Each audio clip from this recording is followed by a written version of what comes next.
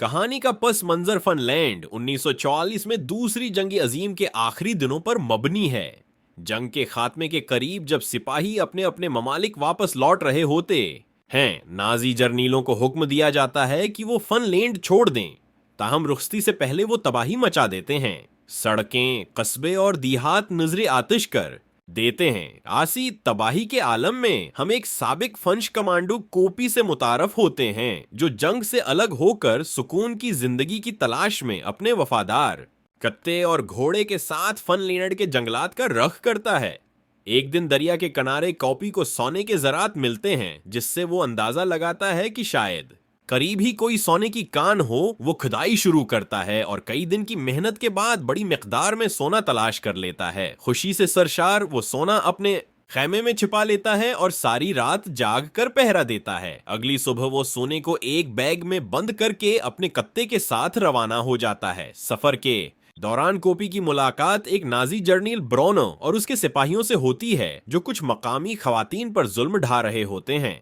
Copy ये सब देखता है मगर खामोशी से आगे बढ़ जाता है। ब्रोनो का एक सिपाही वुल्फ कॉपी को चीलिंग करने की कोशिश करता है, मगर ब्रोनो उसे संजीदा नहीं लेता। जल्द ही कॉपी एक नाजी ट्रक के सामने आ जाता है, जिसमें सिपाही सवार होते हैं। वो उसका बैग चेक करते हैं और सोना देखकर उसे लौटने का फैसला करते हैं। कॉपी को मारने की नीयत से वो हमला करते हैं, मगर कॉपी अपनी महारत से एक एक करके तमाम सिपाहियों को हलाक कर देता है। ब्रोनो फायरिंग की आवाज सुनता है और जाए वकुआ पर पहुंचता है, लेकिन तब तक कॉपी वहां से निकल चुका होता है। ब्रोनो को एक सिपाही के पास से सोने का टुकड़ा मिलता है, जिससे वो समझ जाता है कि कॉपी ने उनके सिपाही मारे और सोना चरा लिया है। वो फौरी ताक़ब का हुक्म देता है। कॉपी घोड़े पर सवार होकर भागता है। ब्रोनो टैंक के जरिए पीछा करता है, मगर कॉपी उन्हें चालाकी से एक बारूदी सरंगों वाले मैदान तक ले जाता है। एक धमाके में कॉपी जख्मी हो जाता है और उसका घोड़ा मारा जाता है। ब्रोनो मौके पर पहुंचता है और कॉपी पर छिपकर हमला करने की कोशिश करता है, मगर कॉपी एक पत्थर के जरिए बारूदी सरंग का धमाका कर देता है, जिस से धुआं उठता है और वो भाग निकलता है। ब्रोनो मजीद सिपाही मैदान में भेजता है, मगर वो सरंगों में मारे जाते हैं। वो दो मकामी खवातीन को जबरदस्ती मैदान में धकेलता है ताकि कॉपी सामने आए।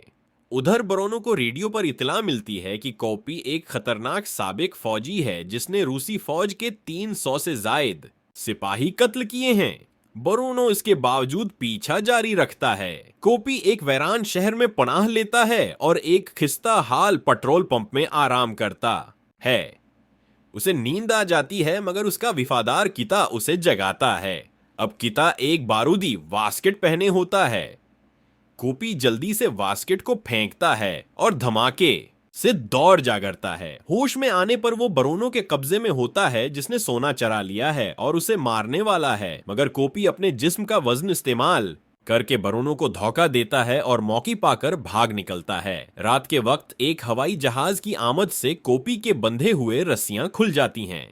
पायलट उसे देखकर मारने की कोशिश करता है, मगर कॉपी एक पायलट को पत्थर से मार देता है और दूसरे को हाथों से खत्म कर देता है। अब कॉपी जानता है कि वो सोना वापस नहीं पा सकता। वो ब्रोनो के दिए गए सोने के टुकड़े को जमीन में दफन करता है। उसके बाद वो हवाई जहाज को इस्तेमाल करके ब्रोनो का पीछा करने की कोशिश करता है। जैसे ही वो जहाज से धात के टुकड़े निकाल रहा होता है, इस पर अचानक हमला होता है और यही कहानी नए तसादम की जानब बढ़ती है। ये कहानी एक साबिक सिपाही के इंतकाम, हौसले, बका और सोने की तलाश पर मबनी एक सनसनीखेज जंगी महम जोई है, जो हर लम्हा खतरे से दो चार है।